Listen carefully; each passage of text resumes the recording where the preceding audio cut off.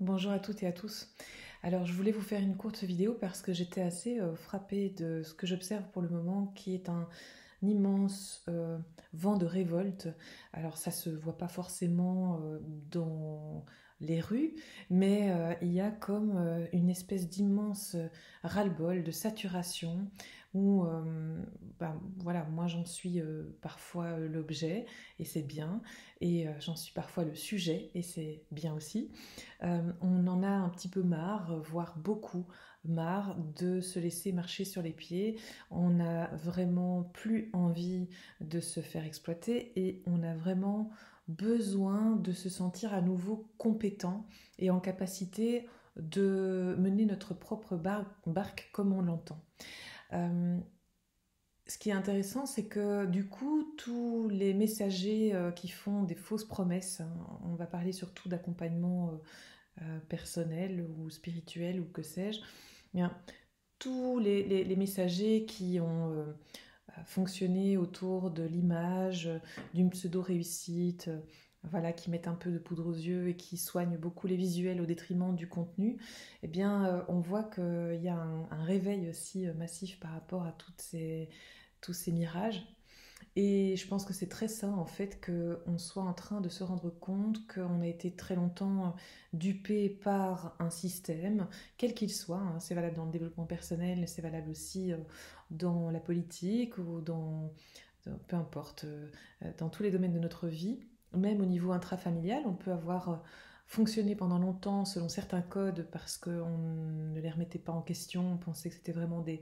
des codes bons et soutenants pour nous. Et on est en train de réaliser que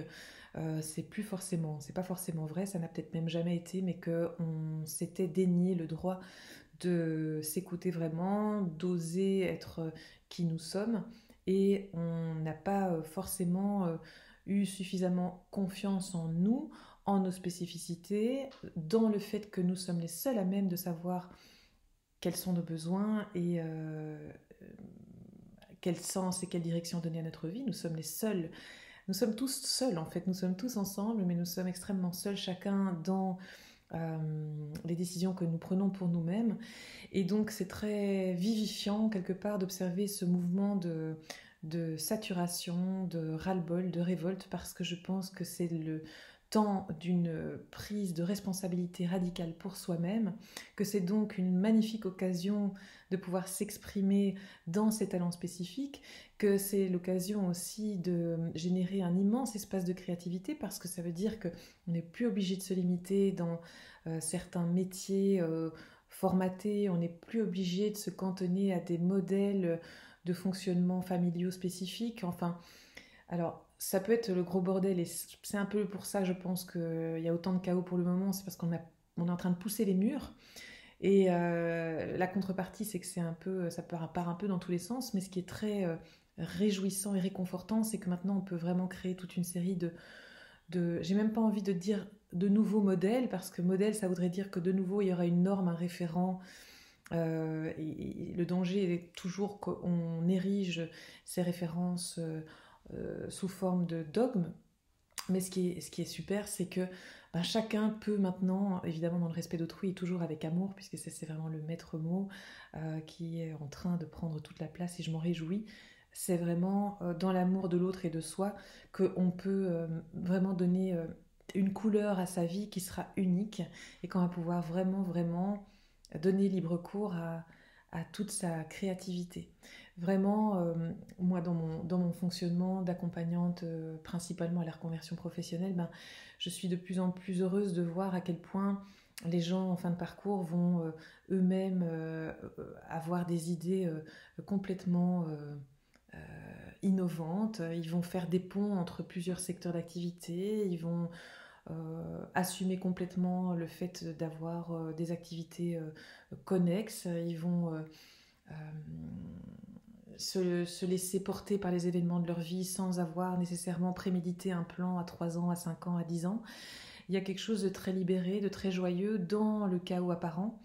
Et l'obligation absolue pour pouvoir suivre ce flot, l'obligation absolue, même si moi je ne suis pas là non plus pour obliger quiconque à faire quoi que ce soit, mais c'est de reprendre son pouvoir et de se rendre compte que personne ne peut savoir mieux que vous ce qui est bon pour vous. Donc il y a deux sortes d'hypnose et de transe possibles. Il y a la transe extérieure hein, qui va vous dire, enfin les autorités extérieures qui vont vous dire tu dois faire comme ci, tu dois faire comme ça, tu dois être comme ci, tu dois être comme ça, sinon tu n'auras pas ces ressources ou sinon je ne t'aimerai pas. Enfin c'est toujours les mêmes discours inconscients. Et puis alors il y a la transe intérieure qui découle de la première transe qui fait qu'on a introjecté, on a intégré ces messages extérieurs, on les a fait nôtres et donc on est tout le temps alors dans l'hypnose mentale à se dire qu'on n'est pas compétent, qu'on n'est pas capable, qu'on n'est pas à la hauteur, on s'auto-juge, on s'auto-limite, on se rabote les ailes, on rentre dans des, voilà, dans des canevas, des cases confortables, familières, parce qu'on ne on ne se sent pas à la hauteur de pousser ces fameux murs. Donc sortons de l'hypnose collective, sortons de la transe intérieure et mettons-nous à l'ouvrage avec le cœur, parce que tout est de plus en plus possible dans ces temps complètement fous. Nous sommes bien plus, je sais que c'est un vocable qu'on utilise souvent dans le développement personnel ou spirituel, mais on est vraiment bien plus puissant que ce qu'on pense et c'est peut-être l'occasion de le réaliser pleinement, de sortir de nos élucubrations mentales ou des discours ambiants qui nous sapent notre confiance en nous, plutôt de nous redresser et de faire ce qu'il faut pour donner à notre vie le tour qui lui ressemble vraiment et qui va nous mettre en joie. Voilà, c'est tout le bien que je vous souhaite. Je vous dis à bientôt.